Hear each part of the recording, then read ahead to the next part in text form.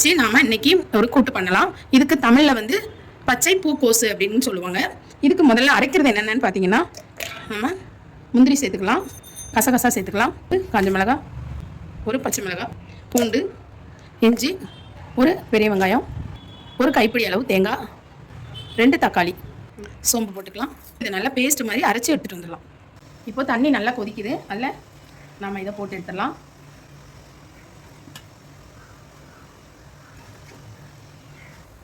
இதில் கொஞ்சமாக மஞ்சத்தூள் போட்டுக்கலாம். மஞ்சத்தூள் போட்டு இதை நல்லா ஃப்ரெஷ் ஆகிடுச்சு பாருங்கள். இதில் சின்ன சின்ன பூச்சிகள் இருந்தால் கூட இதெல்லாம் வெளியில் வந்துடும். இப்போ இதை நாம் வடிகட்டி எடுத்துடலாம்.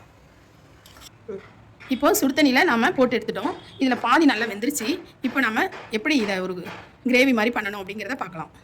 இப்போ நாம் தாளிச்சிடலாம். லவங்கம் போட்டிருக்கோம், கல்பாசி 1, ஜாதி பத்திரி 1, ஏலக்காய், பட்டை, அன்னாச்சி.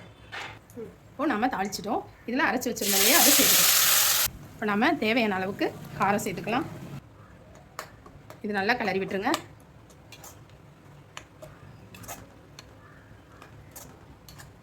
இப்போ நம்ம வேக வச்சு வச்சுருந்தோம் இல்லையா, அதை இதில் சேர்த்துக்கலாம். இப்போது ப்ரொக்கோலி இதில் சேர்த்துக்கலாம்.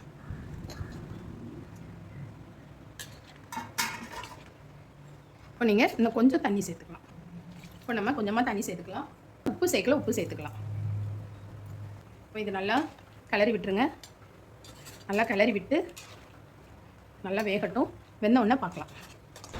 இப்போ நல்லா வெந்துருச்சு. இப்போ பாருங்கள், சூப்பரான ப்ரொக்கோலி ரெடி. இதே மெத்தடில் சப்பாத்தி, பூரி எல்லாத்துக்கும் செஞ்சு பாருங்கள். சூப்பராக இருக்கும். டிஃபன் ஐட்டம் எல்லாத்துக்குமே ரொம்பவே சூப்பராக இருக்கும். சாதத்துக்கும் ரொம்ப நல்லாயிருக்கும். பிரியாணி செஞ்சிங்கன்னா அதுக்கு கூட சைட் டிஷ்ஷாக இதை செஞ்சுக்கலாம். இப்போது சூப்பரான ப்ரொக்கோலி ரெடி.